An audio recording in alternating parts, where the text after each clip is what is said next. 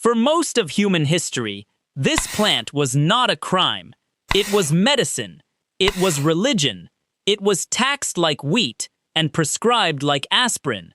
Ancient physicians wrote it into their pharmacies. Priests burned it in temples. Kings grew it as a legitimate crop right next to their grain.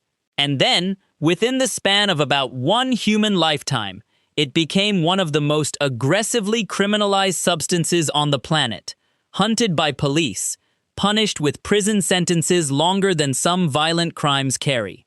Same plant, same chemistry, same effects it always had. What changed wasn't the plant. What changed was us. And the story of how that happened has almost nothing to do with medicine and almost everything to do with politics, money, and fear. Let's go through it properly. Start with the basic biological fact that makes this whole story possible. Cannabis is one of the oldest cultivated plants in human history, and it's not close. Archaeobotanists have found cannabis pollen, seeds, and fiber remains at sites going back over 10,000 years, long before writing, long before cities, long before anyone had a word for drug, let alone a law against one. Let's go to China first, because this is where the written record gets genuinely remarkable.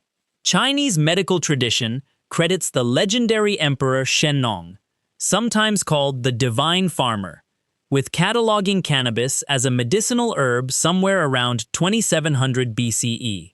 Whether Shennong himself was a real historical person or a composite legendary figure is debated by historians. But what isn't debated is the pharmacological text attributed to this tradition. The Pen Sao Qing, one of the oldest pharmacopeias in human history, lists cannabis for treating pain, for managing what we'd now call rheumatic conditions, and for a range of other ailments. This wasn't a fringe practice.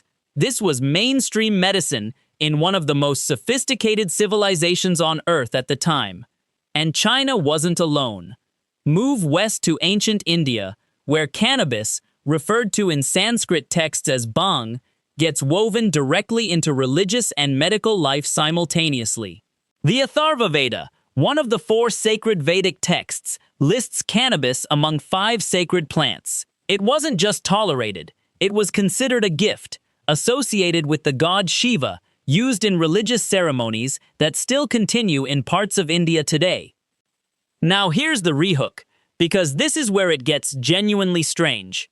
Move further west again to the Scythians, a nomadic warrior culture spanning the Central Asian steppe, and you find something that sounds less like medicine and more like a full sensory ritual. The Greek historian Herodotus describes Scythian funeral rites in which mourners would enter small tents, throw cannabis seeds onto heated stones, and inhale the resulting vapor, apparently as part of a purification ritual following a burial. For decades, some historians treated this account skeptically, assuming Herodotus was exaggerating or misunderstanding what he saw secondhand. Then, in the late 20th century, archaeologists excavating Scythian burial mounds in Siberia found preserved braziers with charred cannabis seeds still inside them.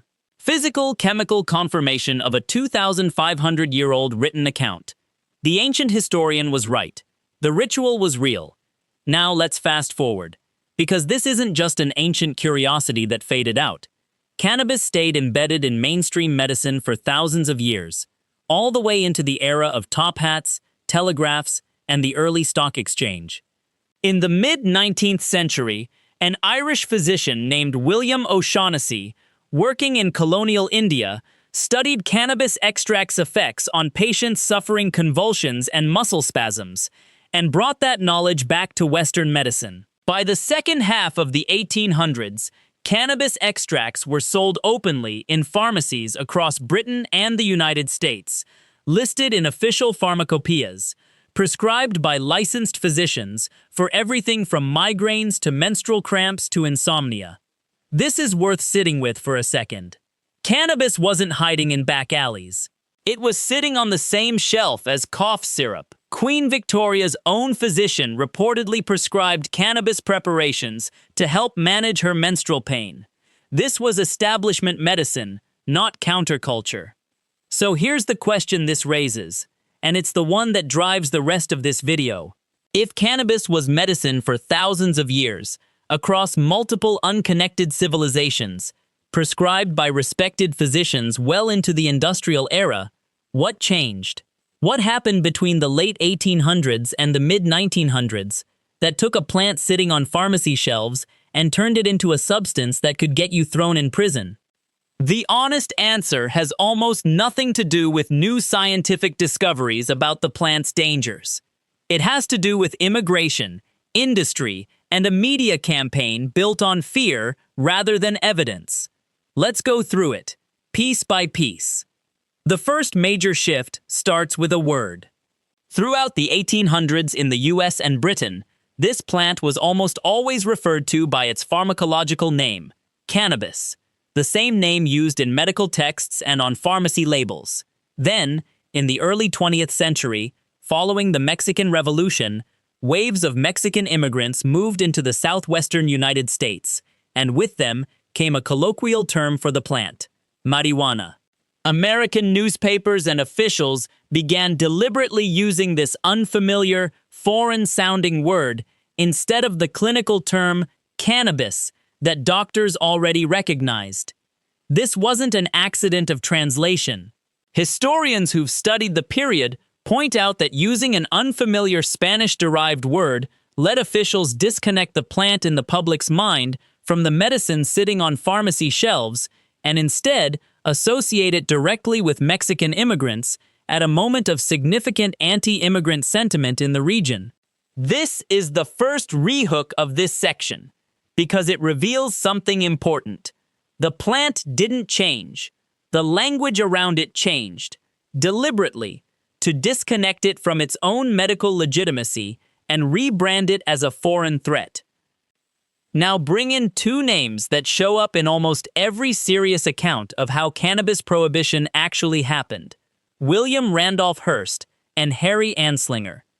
Hearst was a newspaper magnate who controlled a huge share of American print media in the early 20th century. Hearst also had significant financial interests in the timber and paper industries.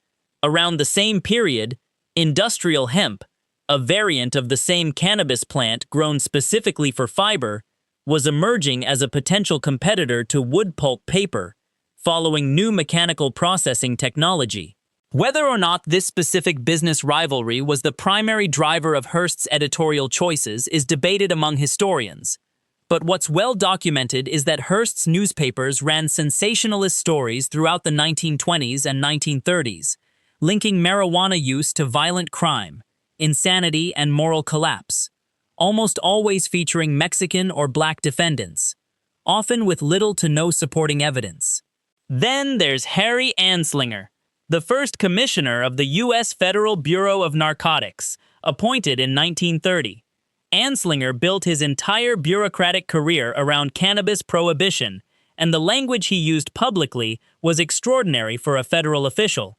He's on record making claims connecting marijuana use to violence and to specific racial and ethnic groups, testimony that historians studying his career describe as containing exaggerated and racially charged claims unsupported by the medical evidence available at the time. Anslinger actively campaigned for federal legislation, and in 1937, the U.S. passed the Marijuana Tax Act, which functionally criminalized cannabis nationwide through a punishing tax and licensing structure. Even though the American Medical Association's own representative testified against the bill, pointing out there was no solid evidence justifying it. Sit with that for a second. The doctors said no. The bill passed anyway. And then came the propaganda film that most people have at least heard of, even if they've never seen it. Reefer Madness, released in 1936, depicting cannabis use leading directly to hallucination, manslaughter, and suicide within the space of about an hour of screen time. It was wildly inaccurate even by the standards of the time, but it captured the emotional tone of the entire era. Fear first, evidence later, if ever. Here's the next rehook. Because this didn't stay a US-only story.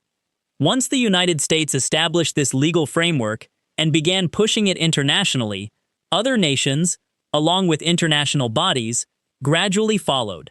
By 1961, the United Nations Single Convention on Narcotic Drugs classified cannabis alongside heroin and other Schedule I type substances, cementing a global prohibition framework that spread the American approach across much of the world, regardless of each individual nation's own historical relationship with the plant. Countries with thousands of years of documented medical and religious cannabis use, India among them, found themselves under international pressure to fall in line with a prohibition framework built almost entirely on a few decades of American political and media pressure, not on some new global scientific consensus about danger. So where does that leave us now? Starting in the late 20th century and accelerating through the 21st, the scientific and legal picture has been slowly, unevenly reversing. Researchers have identified the endocannabinoid system, the same biological lock and key system your body evolved millions of years ago, explaining mechanistically why humans have been drawn to this plant for medicine and ritual across every continent, independently, for thousands of years. Countries and individual U.S. states have begun legalizing medical use, and in a growing number of cases, recreational use, essentially walking back nearly a century of policy that historians increasingly describe as having been built more on politics and prejudice than on pharmacology. The plant itself never changed. What changed was who was allowed to define it, whose fear got printed on the front page, and whose medical testimony got ignored in a committee room in 1937. That's the real story here. Not a story about a dangerous drug discovered too late. A story about how a substance can be medicine for 10,000 years and a felony for 100 without a single change occurring in its actual chemistry. History doesn't just tell you what happened.